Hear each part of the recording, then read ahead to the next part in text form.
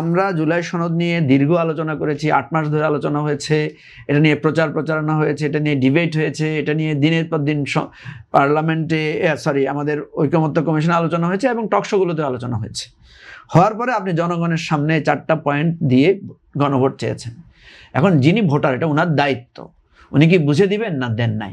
কেউ যদি বলে যে আমি ধানের শীষ দেখে ভোট দিয়ে দিয়েছি, বা আমি কাস্তে মার্কা দেখে ভোট দিয়ে দিয়েছি, আমি ইগল মার্কা দেখে বা দাড়িপাল্লা দেখে ভোট দিয়ে দিয়েছি, এটা তো জনগণের দায়িত্ব। আপনি জনগণকে এটা বলতে পারেন না যে সে না বুঝে ভোট দিয়েছে। এই কথাটা কেউ কেউ বলার চেষ্টা করছেন, এটা খুবই দুঃখজনক। আপনি যদি বলেন যে গণভোট না বুঝে দিয়েছে, তাহলে আরেকজনে বলবে ধানের শীষও না বুঝে ভোট দিয়েছে, আরেকজনে বলবে যে নানা আপনাদের ফ্যামিলি কার্ড হাবি জাবি এগুলোর কথা শুনে তারা ভোট দিয়েছে। আপনি জনগণকে আন্ডারমাইন করবেন না। আপনি জনগণের কাছে রায় চেয়েছেন, জনগণ রায় দিয়েছে। প্রথম কথা হলো, আমরা এটা হঠাৎ করে দিয়েছি না, দীর্ঘ প্রক্রিয়ার মধ্যে দিয়ে দিয়েছি। এটা দীর্ঘ প্রক্রিয়ার মধ্যে দিয়ে দেওয়া হয়েছে, এরকম একটা জটিল পরিস্থিতি হয়েছে, এটাও সত্য কথা। এবং এখানে সংবিধানের একটা নানা পরিবর্তনের কথা বলা হয়েছে। এখন দেখেন, প্রিন্স ভাই বললেন যে ষড়যন্ত্রের গন্ধ পাচ্ছিলেন ওনারা, ভেরি গুড, ষড়যন্ত্রের গন্ধ পাচ্ছিলেন। আমি ওটা বিতর্কে যাব না ওনার সাথে, কারণ ষড়যন্ত্র গন্ধ কিভাবে পেলেন, কারণ এখন মানুষ অনেক কথা বলবে।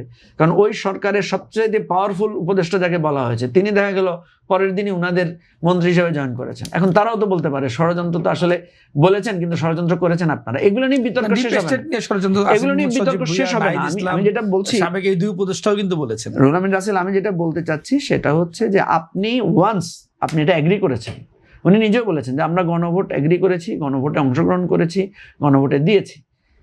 সুন্দর কথা। আপনি বলছেন অক্ষরে অক্ষরে বাস্তবায়ন করবেন, অসুবিধা নাই তো, অক্ষরে অক্ষরে বাস্তবায়ন করেন।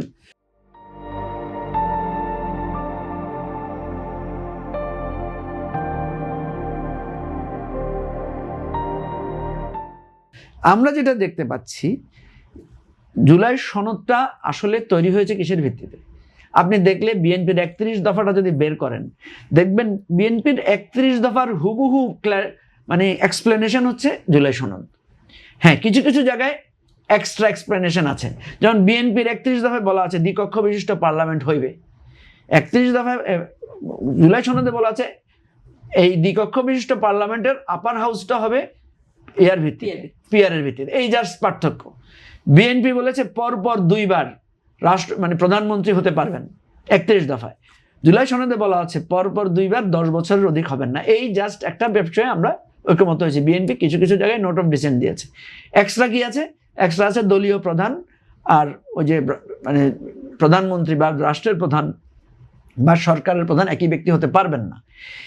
তাহলে আপনি এখন আমি যদি বলি বিএনপি 31 দফার কি বাস্তবায়ন করেছে, আপনি দেখেন বিএনপির 31 দফার 8ম দফায় বলা আছে যে রাষ্ট্রীয় যে সমস্ত প্রতিষ্ঠান আছে সে সমস্ত প্রতিষ্ঠানে তারা দলনিরপেক্ষ দলীয়করণ করবেন না, তারা এক ধরনের জবাবদিহিতামূলক ব্যবস্থা করবেন।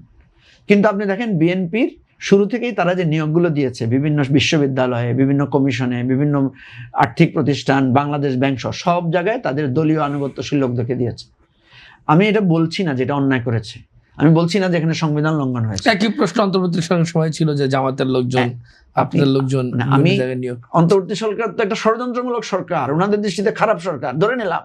ওরা একদম আরে আমি ধরে নিলাম আর কেন? আরে ভাই আমি ওনাকে বলছি যে এটা তো জামাতের বক্তব্য, আপনার মুখ দিয়ে তো আশা করা যায় না। না না আমি জামাতের বক্তব্য, জামাতের কথা বলে কোনটা? এই যে আমরা অন্তর্বর্তীকালীন সরকারকে ষড়যন্ত্র। না আমি আপনাকে বলছি, আমি ধরে নিলাম বলছি যে ধরেন যে অন্তর্বর্তী সরকার খারাপ, ভালো না, কিন্তু আপনি যেটা বলছেন ভাই, যেটা বলছেন যে আমাদেরকে আমরা এটা করব, আপনারা আস্থা রাখতে পারছেন না কেন? আপনারা কেন রাজনৈতিক আন্দোলন করছেন? আমাদের রাজনৈতিক আন্দোলনকে আপনি ব্যর্থ করে দেন। আপনি সংসদে এটাকে এনে আপনি সংসদে এটা পাশ করে ফেলেন, তাহলে তো আন্দোলন ফানুস হয়ে যাবে।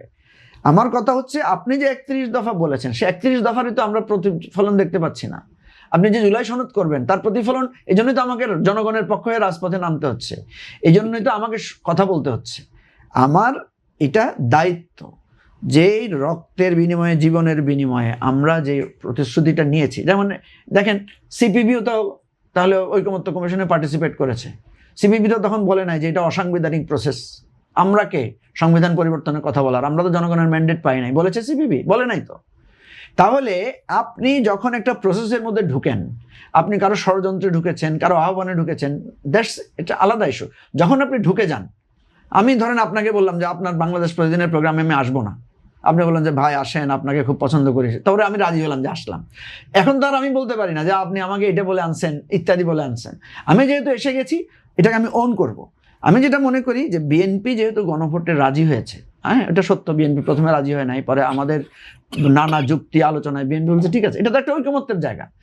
জুলাই সনদটা একটা ঐকমত্যের দলিল। এটা কোনো সাংবিধানিক, এটাকে আপনি মূল্য দিলে মূল্য আছে, মূল্য না দিলে এটা মূল্য নাই। আপনি এখন মূল্য দিবেন কিনা সেটা আপনার, আপনি মূল্য না দিলে আমরা বলতে থাকবো যে আপনি মূল্য দেন না, আমরা এটা নিয়ে ঠিক আছে, আমরা এটা নিয়ে রাজনৈতিক কথা তো বলবোই। বিরোধী দলের কাজ কি? বিরোধী দলের কাজ তো হচ্ছে সরকারের অসঙ্গত বিষয়গুলো নিয়ে কথা বলা। আমরা এটাকে অসঙ্গত মনে করছি, আমাদের যুক্তি আছে, আপনি সেটাকে সঙ্গত না সেটা যুক্তি দেন, জনগণ কোনটা নিবে সেটাই তো মূল কথা। আপনি এরপরে জনগণের মতামত নেন, জনগণ বলুক কি চায়। বিএনপি জুলাই সনদ বাস্তবায়ন যদি করে, বিএনপি যদি সেই পথে হাঁটে, বিএনপির 31 দফা বাস্তবায়ন নিয়েও আমি এখন শঙ্কিত। ঠিক আছে, আপনি দেখেন বিএনপি আপনার এই 31 দফার 17 নম্বর দফায় আপনি দেখেন জ্বালানি সংকট নিয়ে, জ্বালানির বিষয় নিয়ে বিভিন্ন পরিবর্তনের কথা বলেছে।